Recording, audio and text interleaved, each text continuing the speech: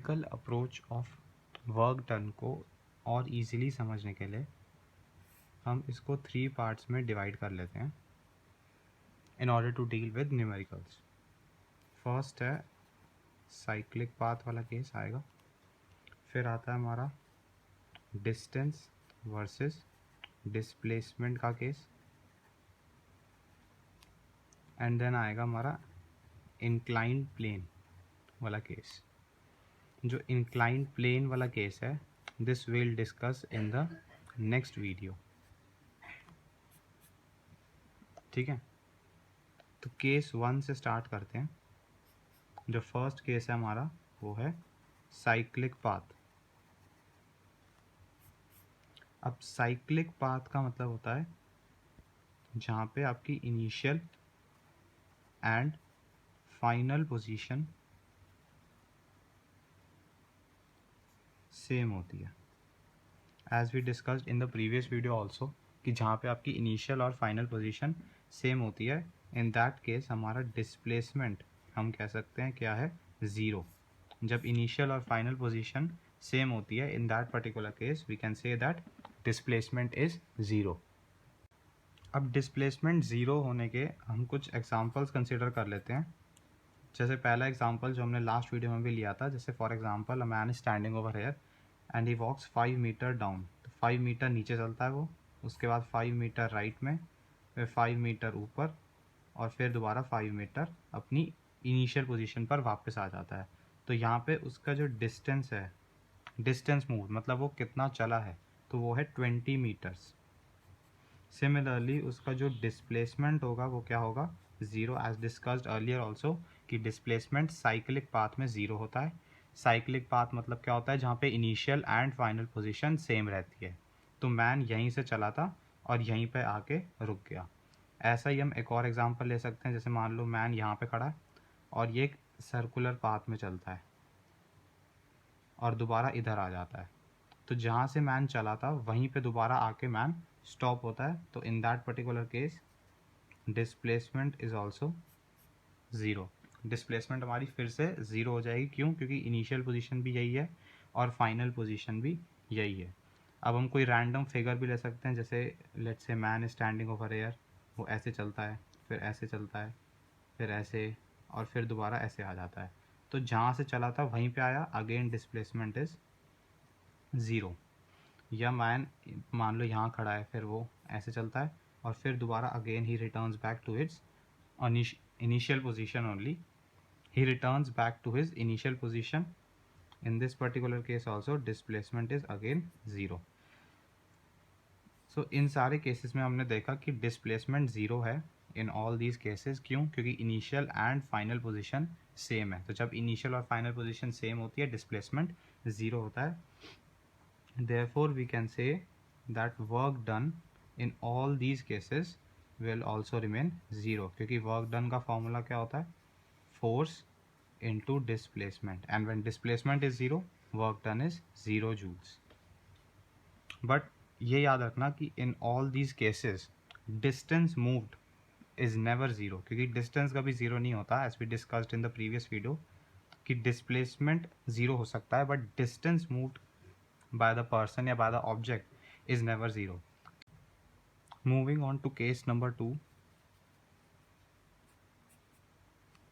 that is distance versus displacement. Distance versus displacement. अब ये एक इम्पॉर्टेंट केस है where you will come to know about the difference between distance and displacement very clearly. अब देखो, जैसे मान लो man standing over air and he is pulling the box, और वो बॉक्स को पुल करते ऐसे चलता है, बॉक्स को पुल कर रहा है और यहाँ पे आके फाइनली वो स्टॉप हो जाता है। लेट्स से ये जो उसने डिस्टेंस कवर किया है, ये डिस्टेंस है 10 मीटर्स का ना, और यहाँ पे हमको दे रखा है कि the force applied by the man on the box is 5 Newton's. The question is find the work done. The work done का फॉर्मूला लगाएंगे हम, that is force into displacement force कितनी है 5 न्यूटन्स। अब बहुत इंपॉर्टेंट है कि डिस्प्लेसमेंट क्या होगा। क्या डिस्प्लेसमेंट हमारा 10 मीटर्स होगा? नहीं, डिस्प्लेसमेंट क्या है, इनिशियल पोजीशन ढूंढो सबसे पहले। तो इनिशियल पोजीशन क्या है, ये रही। फिर फाइनल पोजीशन ढूंढो, ये रही। और थर्ड स्टेप क्या है, इनिशियल और फाइनल पोजीशन को स्ट्रेट लाइन से ज्वाइन कर दो। ये आपकी इनिशियल पोजीशन है, ये आपकी फाइनल पोजीशन है, इन दोनों को स्ट्रेट लाइन से ज्वाइन करना है। ये हो गई स्ट्रेट लाइन। तो ये होगी आपकी डिस्प्लेसमेंट, क्योंकि displacement you might have studied in class 9th की डिस्प्लेसमेंट का मतलब होता है शॉर्टेस्ट डिस्टेंस बिटवीन 2 पॉइंट्स। तो ये 2 पॉइंट्स के बीच का शॉर्टेस्ट डिस्टेंस जो आता है वो स्ट्रेट लाइन से आता है।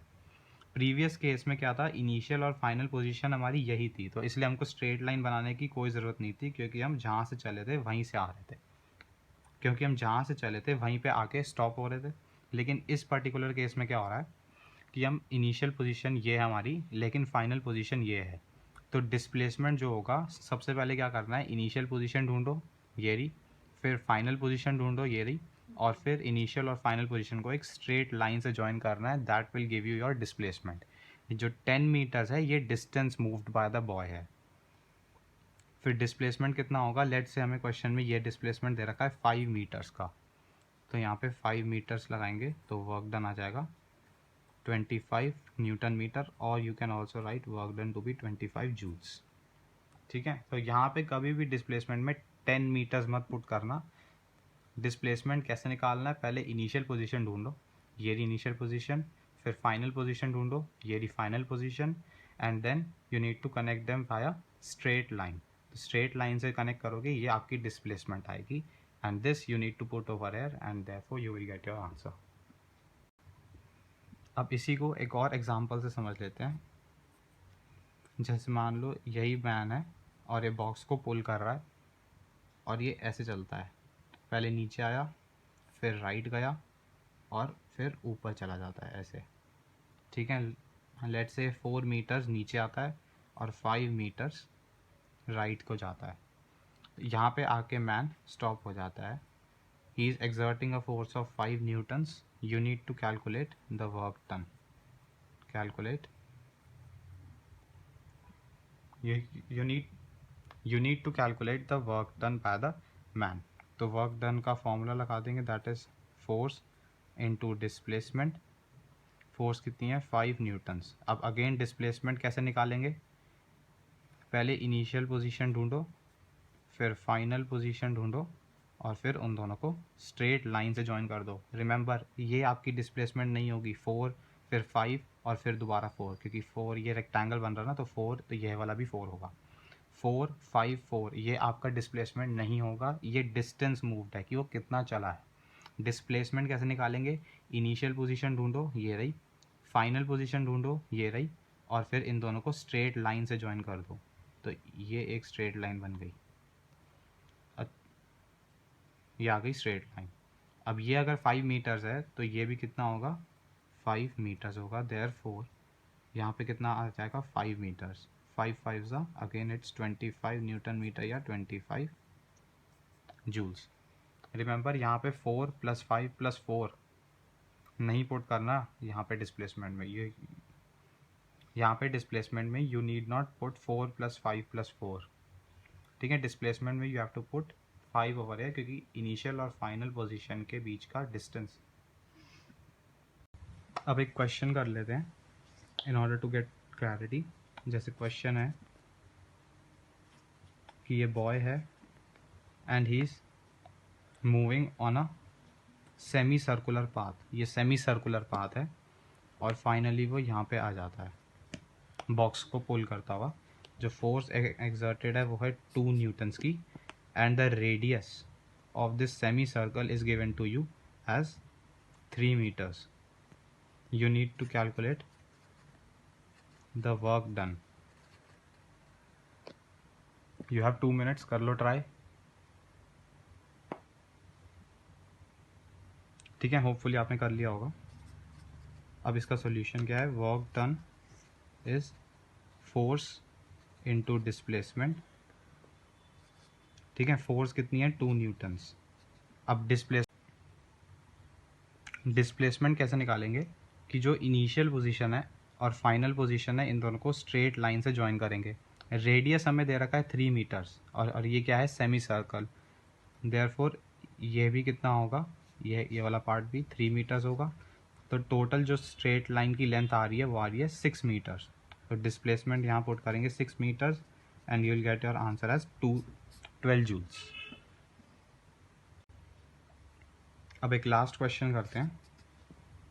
सेम क्वेश्चन है कि बॉय है, ये बॉक्स को पुल कर रहा है with the force of 2 Newton's और ये पहले राइट चलता है 4 मीटर्स और फिर ये ऊपर चलता है 5 मीटर्स और फाइनली इधर आ जाता है। You need to calculate the work. Try कर लो, 2 मिनट है। होपफुली आपने ट्राई कर लिया होगा। अब देखो इसका solution. Work done is again force into displacement.